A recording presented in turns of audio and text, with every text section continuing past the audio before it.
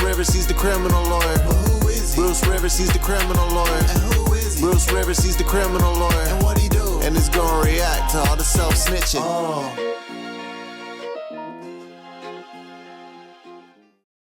Hi, this is Bruce Rivers. Welcome to another edition of Criminal Lawyer Reacts. Today, we're going kind of back to somebody we talked about a couple weeks ago, and that is Polo G. And we're going to react to Bloody Canvas.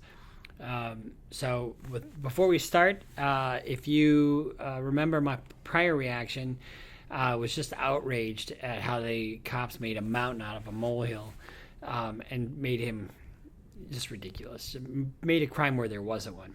So, without any more editorializing about that stuff, why don't we see what trouble we can get into with Bloody Canvas by Polo G. Let me tell you about a young nigga, he was only 14. Don't fuck with niggas, he stay social distance like he quarantined. Legend in between, desperate prayers made him hit his knee. He was born Cabrini, I went back.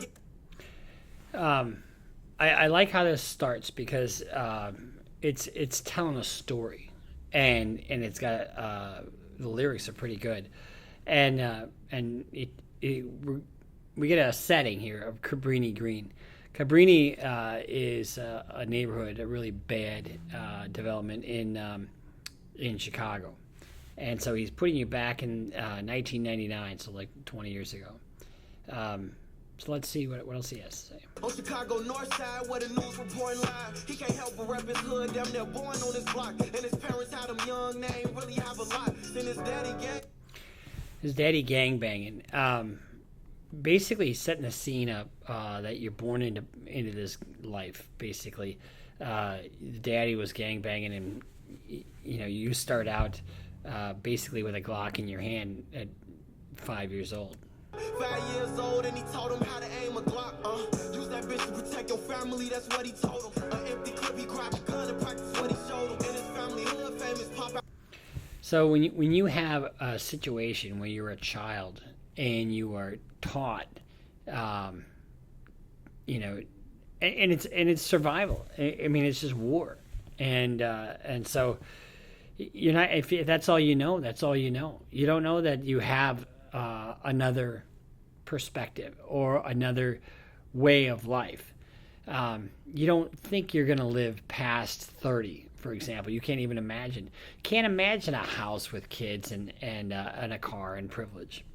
All you can imagine is all the the death that's happening around you. Uncle selling street stories, shit intriguing like a plan. Shit like he put it to their neck if anybody on. All through his childhood, he was bad but innocent. I like that line. All through his childhood, he was bad, but he was innocent. In other words, he's a product of his environment. Basketball with his homies running scrimmages. This who he cracked jokes, made a bond and got suspended with. And when they saw the ops, they fist fought to settle differences too.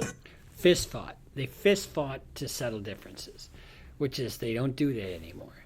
And why don't they do that anymore? The ops got tired of getting beat up. So they come back with guns.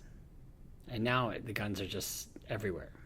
He's on all black, low need up. Adrenaline pumping, now they can't wait until they see us. Normal day on the block, it was fun and all smiles. But his best friend Jacob wandered off from the crowd. When you're in that environment, the last thing you want to do is be caught lacking or be caught alone. And it's just sad, these kids that are just getting shot today. To the stove, headphones banging loud. Then his ops bit the corner, he ain't see him come around. When he looked up at the car, that's when them shots went down. Blood oozing with his back on the ground. The imagery here just can't be lost. It is so. In fact, listen to this next line. Blurry heartbeat slowing down. Blood coming out his mouth, feel like he's starting to drown. Vision blurry, heartbeat and slowing down. Blood coming out of his mouth, feeling like he's starting to drown. I mean, it's powerful, and that's actually what happens. You just sort of fade away when you're bleeding to death. The last thing he heard was that sound. Jacob just got shot. That's what a lady screamed. Now everybody out of breath, running to the scene. And that's what the lady screamed. Jacob got shot. Guess who holds the fucking bag? Black women. They are left holding the bag constantly. And when somebody comes to see me, guess what? 9 times out of 10, it's not a father. It's either a mother or an auntie or a series of women who hold everybody up. That's their job. His eyes rolling back, his auntie trying to tell him breathe. Died before the paramedics came, she crying, baby, please. Ain't even get to graduate because he was only 17. Shorty cried all night, wishing that shit was just... You know, I just love how he goes through and basically tells the story of what you're going to lose. You know, somebody who dies young like that, they're not going to be a father. They're not going to be an uncle. They're not going to graduate. They're not going to get married. They're not going to, you know, be part of life. And I think when we see all these drill videos, and just not even the videos themselves, but the actual stories of what happens, you know, what's lost is how the culture of death affects not just the person that died, but everybody around him. Let pain turn into anger, time to make a nigga bleed. Fuck, man. This nigga just took my best friend. This fella just took my best friend. See, now, this is the point at the fork in the road where you can decide to, you know, get revenge, or you can try to make a change. Can't go for that shit. It got me fucked up. And by the way, his name was Terrence, but they called him Sid. Dark skin, he wore a mean mug with some long dreads. See, one of the things that, you know, you go through when somebody dies is you go through the stages of grief. There's sadness, anger, and if you don't let that anger go or do something with it, that's when you get all fucked up in the head. Now he'll go and kill anybody that he won't dead. They heard he caught his first body in that word spread. And he know how quick karma come around, but he wasn't scared. Sacrifice his soul in them streets like a... So he's going to take a life because somebody took a life. An eye for an eye. And like we've talked about endlessly on this channel, where does it end? It doesn't end. But we can make it end. You in your little corner, if you are, you know, making change, every little small steps, everybody can make this change. We have over 300,000 people listening to this. We can do this. Y'all alone, the nigga who killed this dog, you on his second body. A light scared, heavy set nigga named Rodney. Say he be out west off Shazam's, moving real sloppy. Yeah, he's out there doing Xans. Well, we know what Xans are, right? Xanax. And getting real sloppy. You know, the thing about it is, if you're in this life, how can you be lacking? And you can be lacking by not being armed, or you can be lacking because you're not paying attention. And if you are in this life, you can't be lacking. You can't, if you want to survive, you have to be constantly vigilant. You can't be fucked up on Xanax and kind of just, you know, whatever. I can take a body, but not expect anything back. Don't think so. Bet. Say no more. So what does that mean? That means I got this. Put up to the low, lights off, it's like 1 o'clock. Gripping on the silver Smith and Wesson with like 30 shots. 30 shots. That is having, you know, your extended magazine. And that's a lot of firepower. Got his back turned, he trying to sell his last rock. Sam hopped out the car, he ready to erase. Rodney heard him coming, he gon' run before he let him take. It's like a demon in him, cause his eyes red while he chases.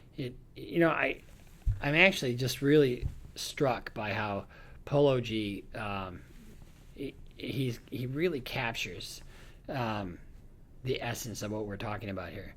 A demon, let's see, it's like a demon in them cousins, eyes red while he's chasing Rodney, having some with regrets. Now he's just hoping God save him. So Rodney was catching bodies, and now he's going to be a body himself. Some regrets, now he just hoping God save him. Shots to the leg, hollow tips ate him. Fell to the ground like his shoes, he ain't laced. Hollow tips are, they hollow the center out, and that creates, when it hits, it mushrooms out and then creates a lot more damage. The bullet, that is. Gave him 4 shots to the stomach, then he faced it. Running to his car, Rodney bleeding on the pavement. He had untied his hoodie and they seen that on surveillance. Trying to match him to the footage, the police investigate. So this really, I mean, I don't know if this is something that happened in his life, or if this is an actual event or not. But it's pretty damn vivid. I came and grabbed him from his mama house. Couldn't afford a lawyer in the county fighting drama now. Saying fucking taking it to trial, he ain't copping out. Judge gave him 49 years, now that's a lot to count. So that was Bloody Canvas by Polo G. And it gives us a lot to think about, doesn't it? I mean, when you sit there and, I mean, first of all, I think it's extremely well done. It's got a nice beat to it. It's the rhyme is there, and but more than that, the wordsmith, the imagery he creates with his words, I think it's just hard to beat, and it's fucking depressing when you think about it, because all for what?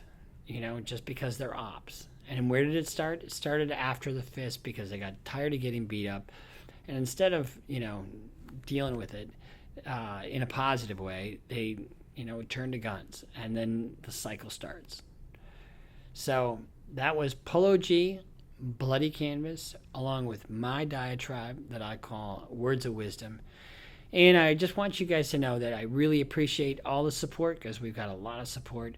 We got some really fun things we're going to do here coming up. We're working on our own jam. We're going to work on our own video coming up. That'll be in the next month or so. And I just want you all to know that we really appreciate the support. Appreciate if you're watching this, follow us on Instagram, follow us on Twitter, and you know what? Sign up for Patreon if you feel like it. Do somebody some good. See you next time.